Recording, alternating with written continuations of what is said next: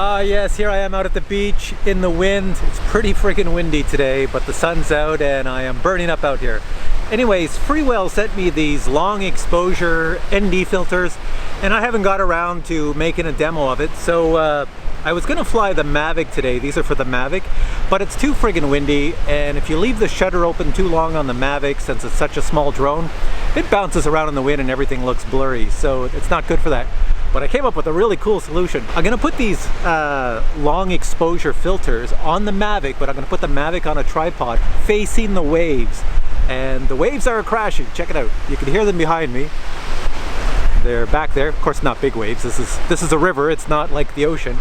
But so the whole idea with long exposure is if you leave the shutter open long enough in the bright sun without overexposing the image, the water will turn into silky smooth, well, milk or silk. So that's the objective today. Oh, and they also sent me an ND1000 and an ND2000, which I'm also going to try out. So I'm kind of interested to see what the results look like. So here we go. This is the video from the Mavic Air when all settings are on auto. You can see the image is crisp, it's clear, it's properly exposed. Now let's stop it and take a look at that little bit of water that's flicking over on the right hand side. Didn't notice it, but look at, now we're zooming in. It's pretty sharp, it's pretty good. Now what if I take a photo? I'm going to set it to ISO 100 and everything is still perfectly sharp. Look at how fast that shutter was going. Now if we zoom and look at the water, it's not too bad, it still looks pretty sharp. Alright, try on the ND128.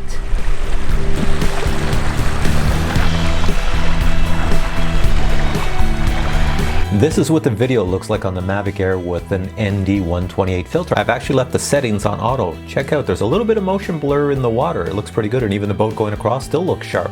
But look what happens when I take a photo. Now you see the waves are cresting and they're kind of blurry, but everything else is in focus. That's how it should look. Here's a zoomed in view. Looks pretty good, so we're getting some motion blur. Next we're going to try the ND256.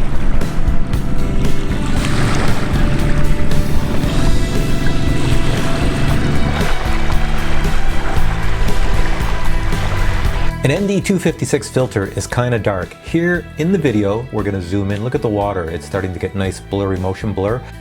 The ISO is actually at 800 right now. And if I take a shot at ISO 100, look at the water starting to get smooth. And if we zoom into that water, anything that's moving is starting to become transparent. We're going to try the ND400.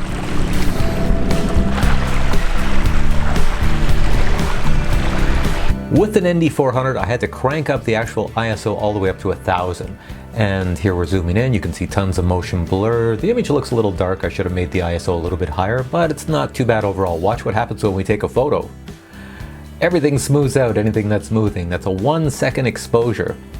And this one, exposure coming up, is pretty cool. This is a canoe right there, but look at, the guy's disappeared who's riding the canoe and his paddles. We're gonna zoom in. And it's because he was moving and the exposure was set to 1 second.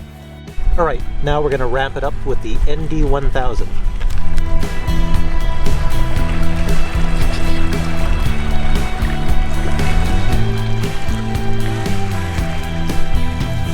If you put an ND1000 filter on a Mavic Air, you have to crank the ISO to 3200. Here you can see when I'm zoomed in, we're getting a nice motion blur, but the ISO is really high. But it doesn't look too bad. But watch what happens when I take a photo. Whoa, everything smooths out nice, and that's 2.5 second exposure. And if we zoom in, it really looks a little weird, like there's cloud or mist over top.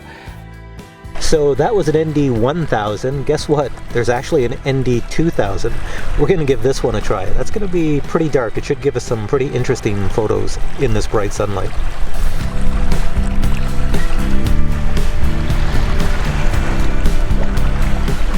Unfortunately, when you use an ND2000 filter and you crank the ISO to max, it still is kind of dark, as you can see here. But when you zoom in, you see you're getting lots of motion blur, and the shutter speed is at the lowest. But watch what happens when we take a photo. Here I have the shutter open for 4 seconds. Look at the child on the right. There's ghost images of him moving up and down.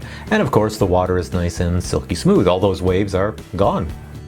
Alright, I got the Mavic Air back there and I have an ND400 on it, which is ridiculously too much for this type of light.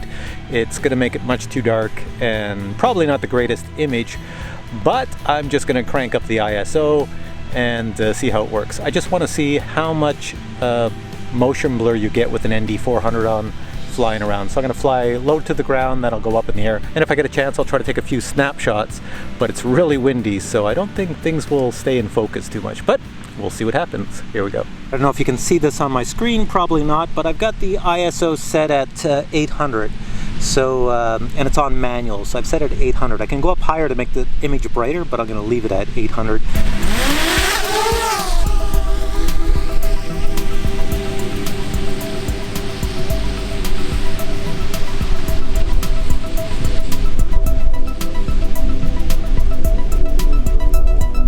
Back at me. Looks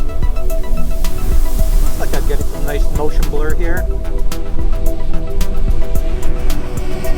Let's take it up a bit higher and see how it looks. Here we go.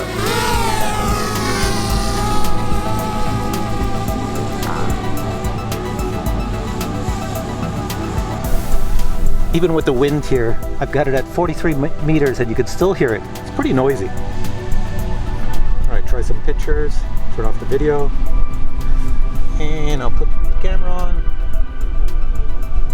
put in manual settings. I'm going to bring down the shutter to about 1/25th of a second. Here we go. What do we get? There we go. Take a picture, 1/67th of a second. Try another one. Here we go. Snap a photo of the end of the beach. I'm on manual mode and I'm in ISO 100. Let's crank up the shutter so it stays open longer. I'm going to leave it open for 1 second. There's a speedboat going by. Let's see what it does to that. It's going to make a big blur of that speedboat. There we go. All right.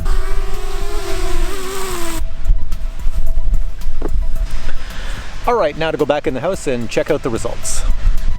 Alright, so we're back inside. So what did you think about that? I thought it was a pretty good demo. At least the best I could do with long exposure, since you can't really fly the Mavic in the wind and keep the shutter open because it moves all over the place. So I had the ND1000, the 2000, and I had these really cool 4K freewell long exposure filters. These ones you could use all the time. These ones you could use once in a blue moon. They are really dark.